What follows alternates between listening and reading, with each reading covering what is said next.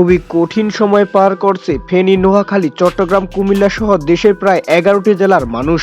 এমন ভয়ানক বন্যা তারা আগে কখনো দেখেনি। বাড়িঘর ডুবে সব শেষ, সবার সহযোগিতার আশ্রয়ে কোনো রকমে তারা বেঁচে আছে।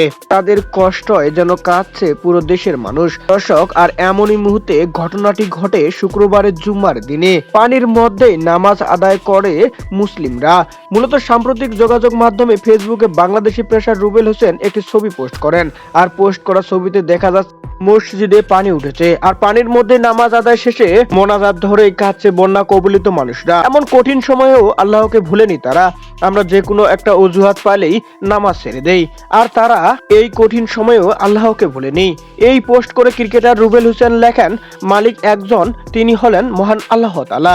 হে আল্লাহ, আপনি আমাদেরকে ক্ষমা করে দিন। আপনি এই বিপদ থেকে বাংলাদেশের মানুষকে রক্ষা করুন।